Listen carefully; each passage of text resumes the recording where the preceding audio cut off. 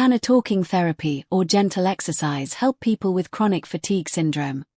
For those living with chronic fatigue syndrome, CFS, tiredness isn't something that fades with rest. It's a deep, unrelenting exhaustion that seeps into every part of life, making even simple tasks feel impossible. Imagine your body as a mobile phone that never quite charges. You plug it in all night, but by morning the battery has only crawled up to 20%. That's what life with CFS can feel like. No matter how much you rest, the energy bar never fills up. Researchers from King's College London, the University of Warwick and the University of York wanted to know whether two common types of treatment, cognitive behavioral therapy, CBT, and graded exercise therapy, GET, could help people with CFS feel and function better. CBT is a talking therapy that helps people recognize how their thoughts, emotions, and actions are linked. Someone might believe that any physical activity will make things worse, or that recovery is out of reach. Through CBT, people can learn to challenge these thoughts and find practical ways to manage their energy and daily routines. GET, on the other hand, focuses on gentle physical activity that increases slowly over time. With guidance from a therapist, people start with small, manageable movements and build up gradually. It's like teaching your body to trust its battery again, carefully adding a little more charge each week. A review of the evidence. Instead of running a new experiment, the team carried out a systematic review, a kind of study that gathers and compares evidence from existing research to see the bigger picture. They looked through just under 4,000 scientific papers and selected 15 high-quality studies that met strict standards. Together, these studies involved nearly 2,000 adults from countries including the UK, the Netherlands, the United States, and New Zealand. Each study compared either CBT or GET with other approaches, such as standard medical care or relaxation therapy. Before beginning, the team published their plan so others could review their methods, a step that helps make research more transparent and trustworthy. They also rated how reliable each study was.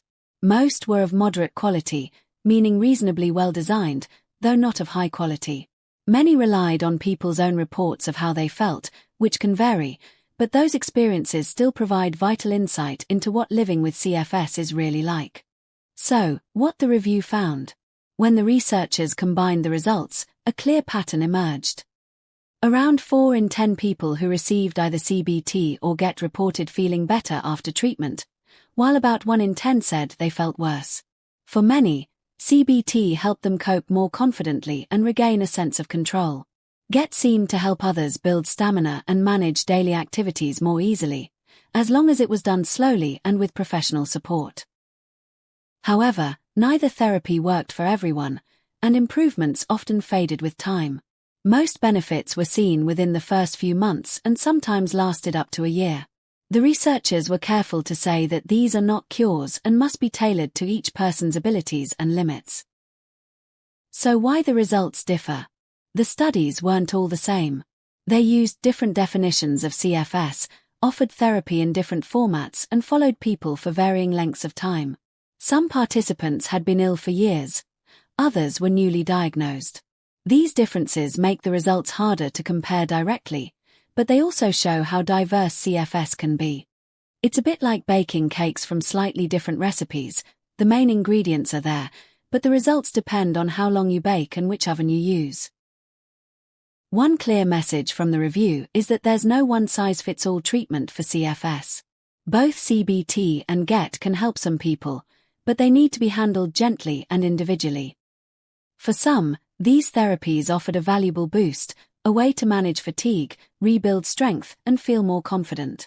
For others, especially those who are severely affected, even small amounts of activity can make symptoms worse. The researchers stressed the importance of listening to patients, adapting treatments to their needs, and keeping progress under careful review. Success depends not on pushing harder but on finding the right balance between rest, activity, and support. Researchers are now beginning to look deeper, not just at how people think or move, but at what's happening inside the body.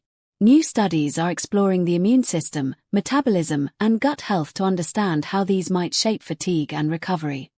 The next step is to combine therapies like CBT with treatments that target biology. For example, those that aim to improve immune balance or support gut function.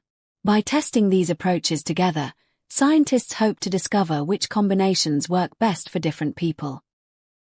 Future studies may benefit in following participants for longer periods and include those who are most severely affected, who are often left out of research. Tracking recovery with more objective measures, rather than self-reports alone, will help create a clearer picture of progress. Together, these efforts could move CFS research from single approaches to integrated, personalized care that supports both body and mind, and, in time, leads to more lasting improvement.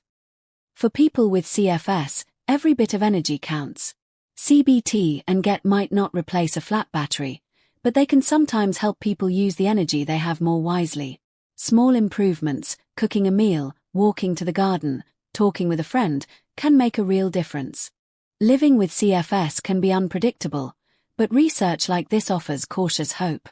Step by step, scientists are learning how to help people manage their condition, rebuild confidence and, perhaps, regain a little more charge each day.